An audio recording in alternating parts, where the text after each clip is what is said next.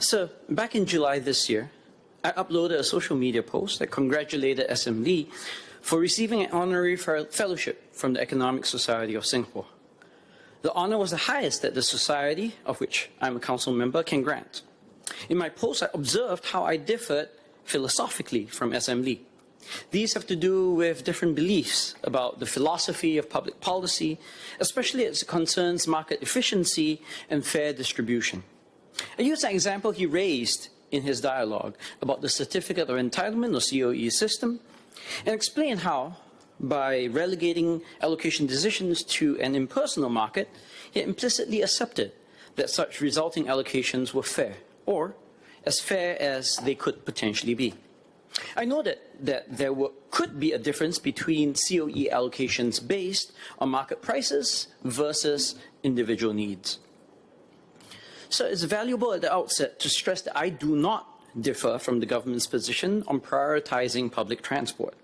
Singapore is a dense urban city, and like all such cities, public transportation is rightly the cornerstone of intra-city commuting. Ministry of Transport or MOT efforts should rightly be focused on expanding efficient, affordable, and accessible public transport. This includes addressing our over-congestion issues along certain MRT and LRT lines, including in Sengkang, the constituency that I represent, and as discussed earlier today. And improving cross-island connectivity to reduce commute times, not downplaying the importance of the bus system as a last-mile solution given our hot and humid climate and aging population, and a road system that is more inclusive of greener travel options. I first spoke about Singapore's vehicle quota system, or VQS, and the associated COEs and the Workers' Party motion filed in 2023 on the cost of living crisis. My speech at the time was focused on refining the system as I understood it. And among the most important suggestions I offered was a supply-side change to smooth the annual quota supply across a 10-year cycle, so that what is on offer every month would roughly be the same, and a demand-side one to shift private hire car or PHC bids to the open category E. This would, in my view, contribute to containing COE price increases as well as its fluctuation. Such moves are even more salient today,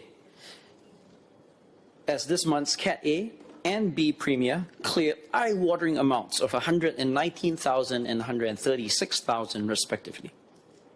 Since that time, the ministry has rolled out the cut and fill system, which seeks to balance out year-to-year variations in COE supply.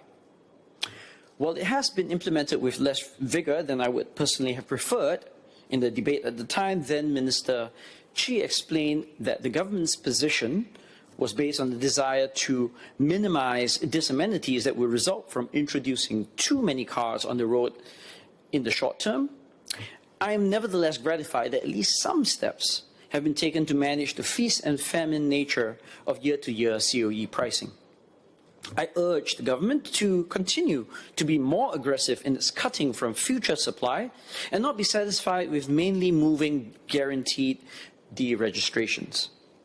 I'm also hopeful that the government will eventually come round to moving PHCs into the quota for Cat E, as it already does with taxis, so that their commercially minded bids do not inadvertently distort demand for non-commercial use. Now, in my speech, I also underscored how the VQS system resulted in our ability to enjoy uncongested streets, especially compared with other global cities such as London or New York, which has, perhaps revealingly, since gone ahead with a road pricing system of their own. It would not be a mischaracterization to state that I believe that the benefits of the system outweigh the costs, and I do not favor its complete repeal. Still, in my speech then, I also alluded to how, while the government contends that private car ownership is a luxury rather than a need, there are certain groups for whom access to a car is somewhat closer to a need than a luxury. Today, I will build on that speech I delivered 2 years ago. I hope to propose yet another refinement, this time not to improve the system's efficiency per se, but its equity. To set the stage, I will first share my view on why certain groups are in greater need for private transport. I will then discuss how the COE system can be further refined to account for not just the ability to pay, but also assess according to needs. So I believe three groups benefit disproportionately from private car ownership: parents of multiple young children, caregivers to elderly parents, especially if one or both suffer from a chronic illness, and those who are disabled. Any parent of a young child, of whom I'm one, will grasp how game-changing it is to be able to directly ferry their kids from, say, one supplementary or tuition class to another, especially if their interests and talents differ, and instructors in schools are located all over the island. Those who have potentially given up their own careers to take care of a parent battling perhaps cancer will appreciate the flexibility that private transport affords as they bring their father or mother to their chemotherapy sessions. And it is a given that those who lack physical mobility due to a disability would benefit enormously from the independence afforded by a car. Importantly, such groups are not unfamiliar to us. We have agencies, the Agency for Integrated Care and SG Enable, to coordinate elderly and disabled care, and an entire ministry, the Ministry of Social and Family Development, whose raison d'etre is to support families. We already have clear definitions for what constitutes a primary caregiver to seniors, who is a parent or guardian of a child, as stipulated in the Young Persons Act, and an MSF-accepted basis for those who are considered disabled in our social policies. What else is common among these groups, however, is that their need for private transportation is more acute than that of the average citizen. They would, accordingly, benefit from financial support that would make a car more accessible to them. Notably, in one specific case, the disabled, we, and I cannot emphasize this enough, already have in place a program, the Disabled Person Scheme, that grants a full waiver of the COE if a disabled person is seeking a vehicle to commute to work. Now, one may argue that this discrimination, if you will, is by design, or rather lack of discrimination, excuse me. Rather than provide targeted support toward car ownership, the government currently provides generalized financial assistance, which can be easily applied toward offsetting the cost of a COE. Money is fungible, and such generality allows each beneficiary household to decide for themselves whether the cash is better spent on transport or any other need. But yet, this government has not historically shied away from choosing targeted support, so long as it felt that there could be potential spillover benefits from directing individual or corporate conduct.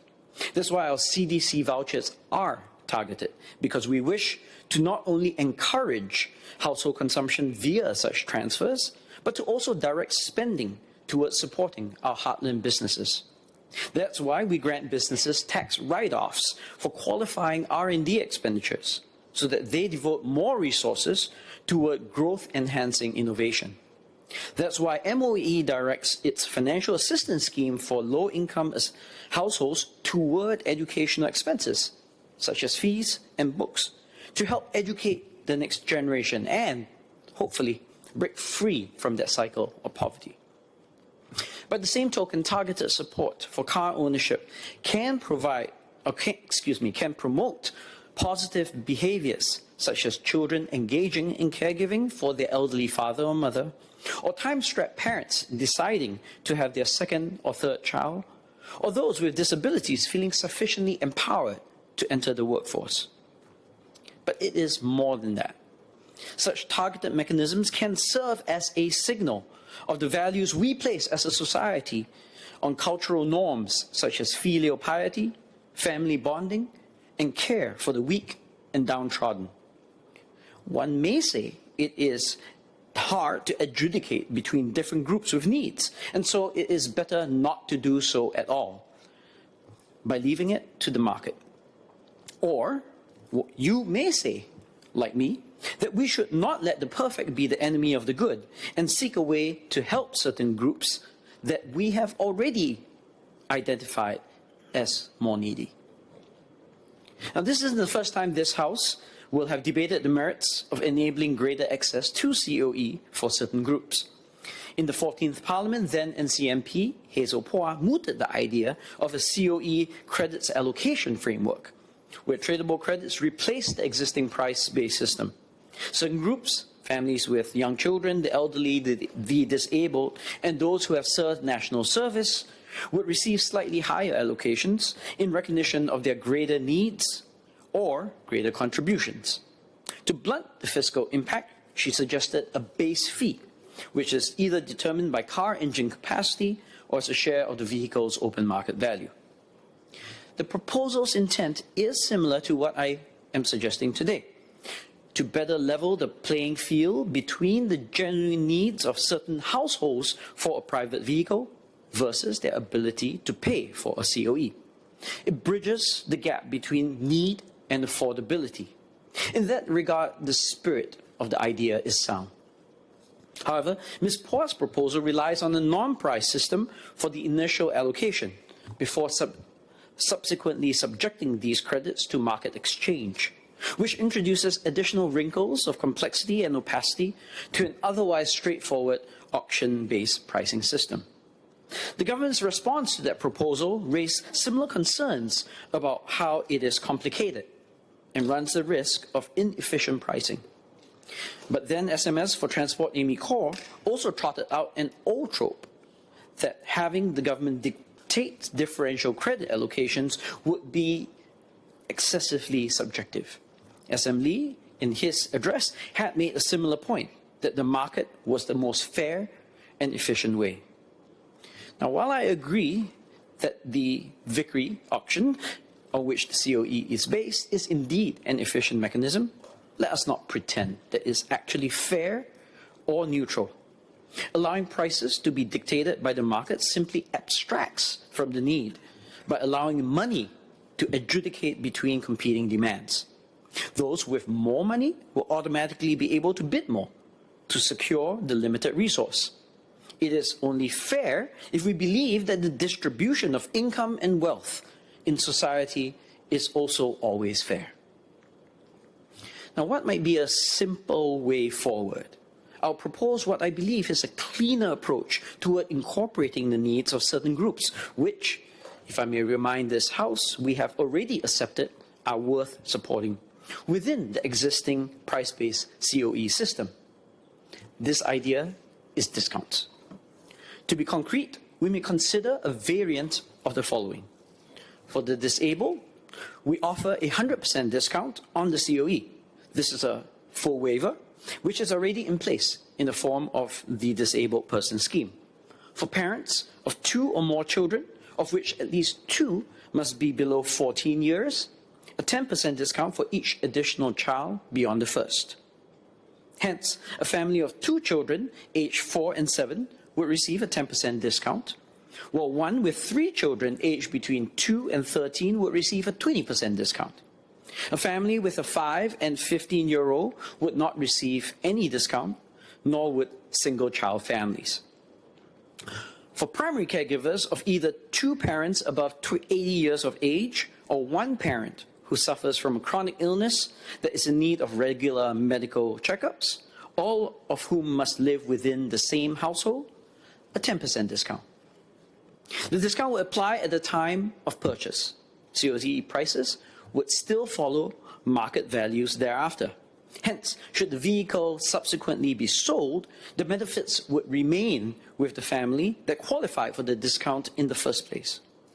What some have speculated, based on the experience of the EV subsidy, that rebates might simply pass on into higher COE prices, this has not been definitively proven.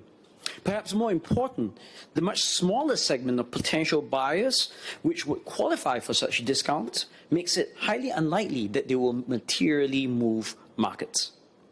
To ensure that this system caters to genuine needs while keeping the system fiscally sound, we can accompany these with some form of means testing.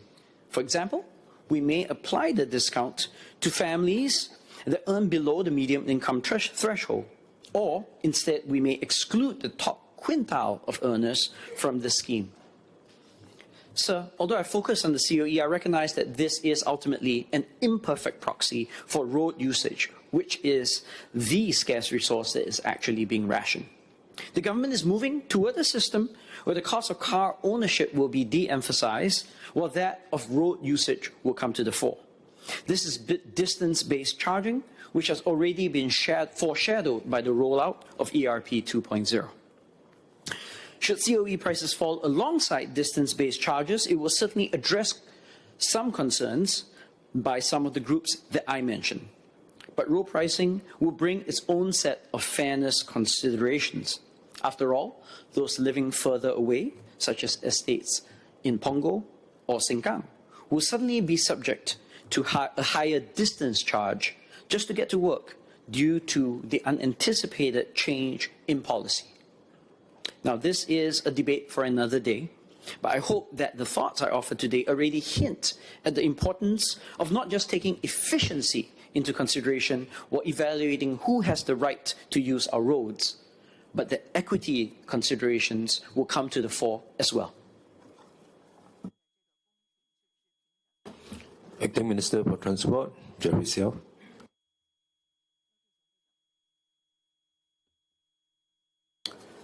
Mr. Speaker, I want to thank the member for his motion and the opportunity to speak today for the third time. COE policies have been debated extensively before in this very chamber. Many ideas have been proposed and debated over the years.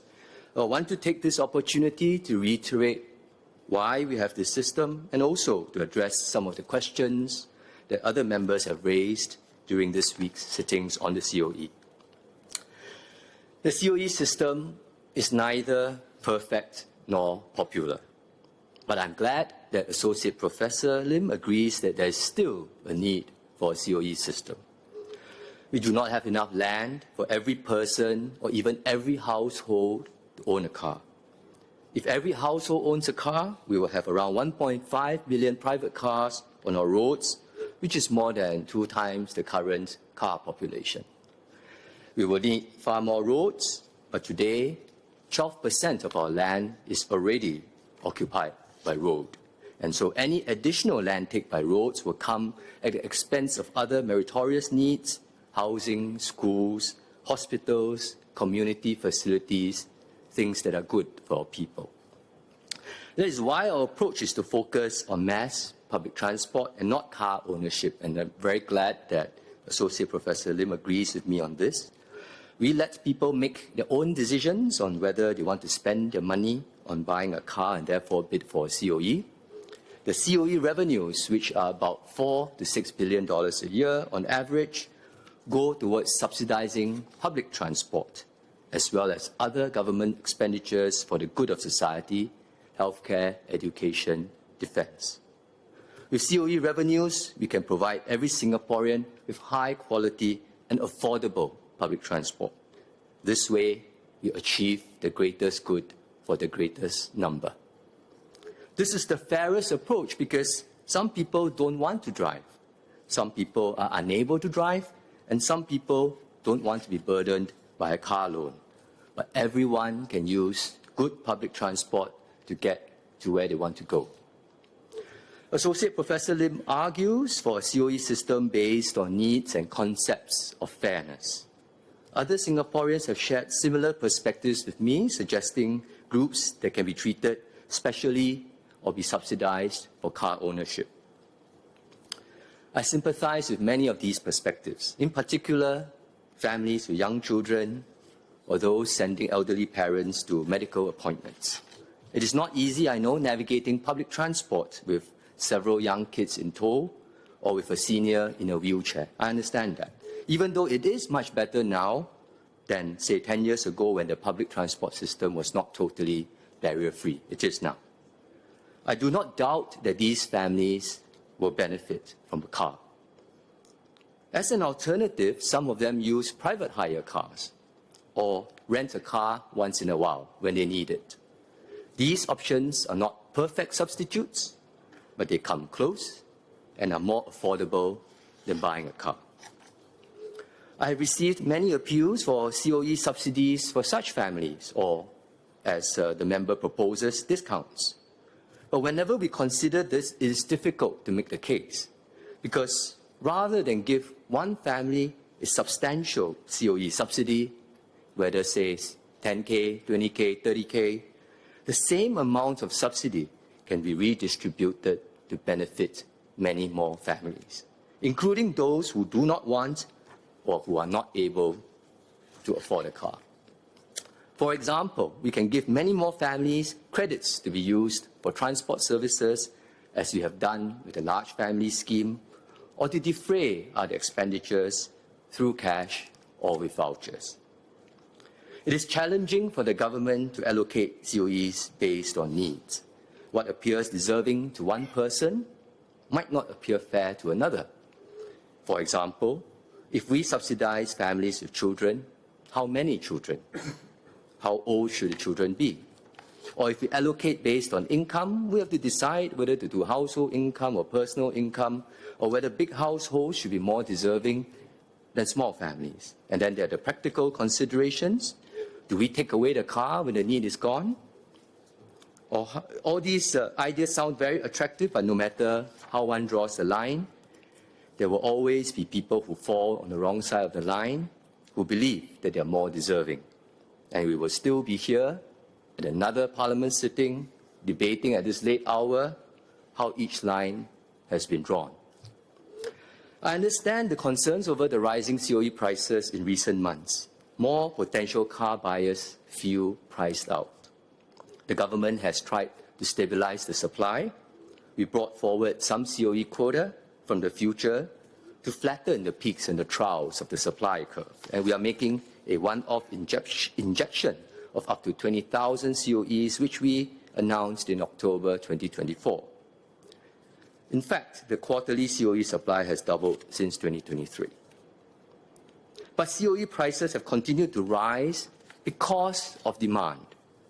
Electric vehicles, especially those from China, are being brought into Singapore cheaply, and this means more money being put into COE bids.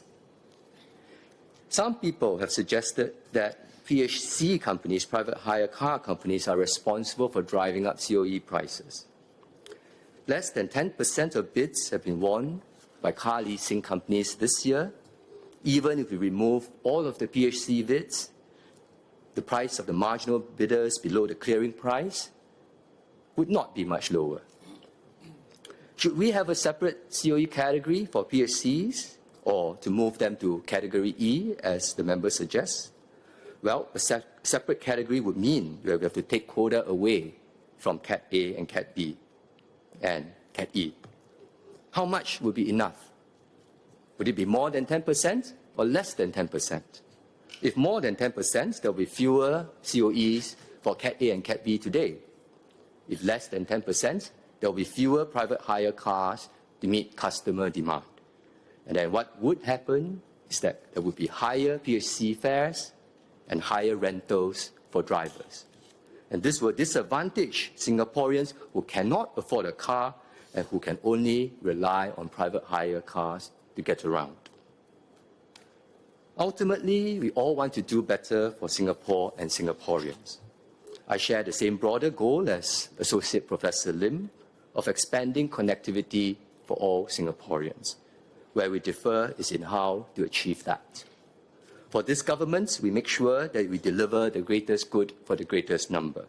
We do so by investing heavily in our public transport system. The government spends some $2 billion on operating subsidies to keep our bus and train services running every year. We build new train lines that serve millions of journeys every day. We build covered walkways, upgrade our footpaths, and expand our cycling paths to make first and last mile journeys of public transport commuters more convenient and comfortable. The COE system should therefore be seen in this broader context. A needs-based system for the COE sounds attractive, but in practice, it is subjective, divisive, and benefits too few. The market mechanism is transparent and allows the government to channel COE revenues to the benefit of the wider public. This is not the perfect system, but it's the fairest and most effective way to allocate a scarce resource in Singapore's context. Thank you, Mr. Speaker.